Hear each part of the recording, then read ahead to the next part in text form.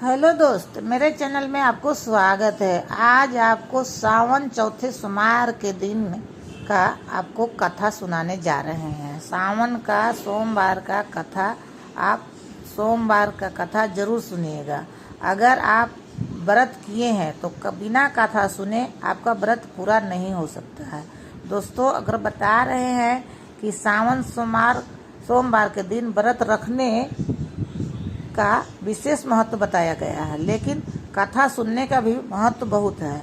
दोस्तों, अभी तक आप मेरे चैनल को सब्सक्राइब नहीं किए हैं तो सब्सक्राइब कीजिएगा, लाइक कीजिएगा और शेयर कीजिएगा और पूरा वीडियो अंत तक देखिएगा। बीच में कथा को छोड़ करके नहीं जाइएगा। बीच में कथा कभी भी छोड़ करके नहीं जाना चाहिए, उससे आपका व्रत पूरा नहीं हो सकता है और भगवान भी नाराज हो जाते हैं। दोस्तों, इसलिए पूरा कथा सुनिएगा तो आपका व्रत करने का पूर्ण फल मिलता है। दोस्तों, बता रहे हैं कि आज सावन सोमवार का चौथा व्रत है। सावन सोमवार के व्रत को करने वाले भक्तों के लिए इस कथा का पाठ करना अनिवार्य है। ऐसी मान्यता है कि सावन सोमवार के व्रत में कथा का पाठ किए बिना व्रत का पूर्ण फल नहीं मिलता है। दोस्तों, और बता रहे हैं कि भोलेनाथ और माता पार्वती की विशेष कृपा पाने के लिए सावन के सोमवार के व्रत की बहुत महिमा मानी जाती है। आज सावन सोमवार का चौथा व्रत है। मान्यता के अनुसार इस व्रत को करने से सभी मनोकामनाएं पूर्ण होती है और अपार सुख प्राप्ति होती है। ऐसी मान्यता है कि सावन सोमवार के व्रत में कथा का पाठ किए बिना व्रत का पूर्ण फल नहीं मिलता है। अगर आप भी सावन चौथे सोमवार के दिन व्रत रखे हैं तो इस दिन इस व्रत पाठ जरूर करिए, सुने और करें।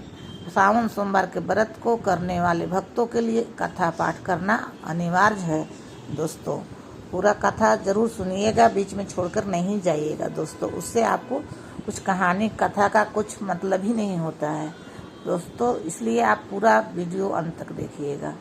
कथा के अनुसार एक साहूकार था। वह भगवान शिव का अन्य भक्त था। उसके पास धन दौलत किसी भी चीज की कमी नहीं थी।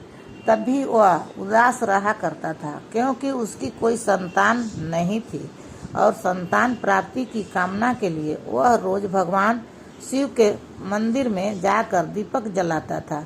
साहूकार के भक्ति भाव देखकर एक दिन माता पार्वती ने भोलेनाथ से कहा कि प्रभु, यह आपका अन्य भक्त है, इसके सभी कष्टों को अवश्य दूर करना चाहिए। शिव जी बोले कि हे देवी, इस साहूकार की कोई संतान नहीं है, यही इसके दुख का कारण है। माता पार्वती ने कहा, हे ईश्वर, कृपा करके इसे पुत्र का वरदान दीजिए। तब भोलेनाथ ने कहा कि हे पार्वती, इस साहूकार के भाग्य में संतान का योग नहीं है। अगर इससे पुत्र प्राप्ति का वरदान मिल भी गया तो वह केवल 12 वर्ष तक ही जीवित रहेगा। इसके बाद भी माता पार्वती नहीं मानी और बोली, प्रभु, आपको इस साहूकार को पुत्र का वरदान देना ही होगा, वरना भक्त क्यों आपकी सेवा पूजा करेंगे। माता के बार बार कहने से भोलेनाथ ने साहूकार को पुत्र का वरदान दिया, लेकिन यह भी कहा कि ये पुत्र केवल 12 वर्ष तक ही जीवित रहेगा। दोस्तों, बीच में छोड़ करके मत जाइएगा कथा को, न तो इसका फल कुछ नहीं मिलता है। दोस्तों, पूरा वीडियो देखिएगा, आपको पूरा मनोकामना पूरा हो जाएगा। साहूकार के ये सब बातें सुन रहा था। ये सुनने के बाद वह पहले की तरह भोलेनाथ की पूजा अर्चना करता रहा। वरदान के प्रभाव से 9वें महीने में साहूकार का पुत्र की प्राप्ति हुई। परिवार में खूब खुशियां मनाई गई, लेकिन साहूकार पहले की तरह ही उदास रहा करता था और पुत्र की कम आयु का जिक्र उसने किसी से भी नहीं किया। दोस्तों, और बता रहे हैं, जब पुत्र 11 वर्ष का हुआ तो एक दिन साहूकार की पत्नी ने पुत्र के विवाह के लिए कहा। तब साहूकार ने कहा कि पुत्र अभी पढ़ने के लिए काशी जाएगा। इसके बाद उसने पुत्र के मामा को बुलाया और कहा कि इसे पढ़ने के लिए काशी ले जाओ और रास्ते में जहाँ भी रुकना वहाँ जग और ब्राह्मणों को भोजन कराते हुए जाना, आगे बढ़ना। वो दोनों इसी तरह करते हुए जा रहे थे कि रास्ते में एक राजकुमारी का विवाह हो रहा था। जिससे राजकुमारी का विवाह होना था वह एक आंख से काना था। उसके पिता ने जब अति सुंदर साहूकार के बेटे को देखा तो उसने सोचा कि क्यों न इसे ही दूल्हा बनाकर शादी के सारे कार्य संपन्न करा लिया जाए। इसके लिए राजा ने मामा को बहुत सारा धन दिया। तब मामा बालक को दूल्हा बनाने के लिए मान गया। इसके बाद साहूकार का बेटा दूल्हा बना और जब विवाह संपन्न हो गया तब जाने से पहले बालक ने राजकुमारी की चुनरी पर लिखा कि तेरा विवाह मेरे साथ हुआ है, लेकिन जिस राजकुमार के साथ तुम्हें भेजेंगे वह एक आंख के काना है। इसके बाद वह अपने मामा के साथ काशी के लिए चला गया। जब राजकुमारी ने अपनी चुनरी पर लिखा हुआ पढ़ा तो उसने राजकुमार के साथ जाने से मना कर दिया। तब बारात वापस लौट गई। उधर मामा और भांजे काशी पहुंच गए थे। एक दिन जब मामा यज्ञ की तैयारी कर रहे थे और भांजा बहुत देर तक बाहर नहीं आया तो मामा ने अंदर जाकर देखा तो भांजे के प्राण निकल चुके थे।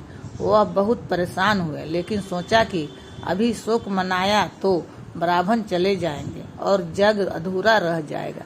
जग संपन्न हुआ तो मामा ने रोना पीटना शुरू कर दिया। तभी भगवान शिव पार्वती उधर से जा रहे थे। तब पार्वती जी ने शिव जी से पूछा, हे प्रभु, ये कौन रो रहा है? तब उन्हें पता चला कि ये तो वही साहूकार का पुत्र है।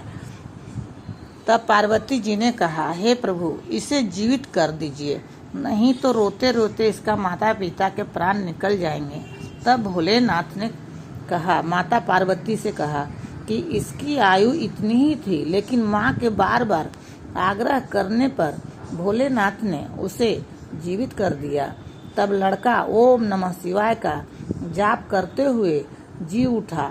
मामा और भांजे दोनों ने ईश्वर को धन्यवाद दिया और अपने नगर को लौट गया। रास्ते में वही नगर पड़ा। वहाँ राजकुमारी ने उन्हें पहचान लिया। तब राजा ने राजकुमारी को साहूकार के बेटे के साथ बहुत सारा धन देकर विदा किया।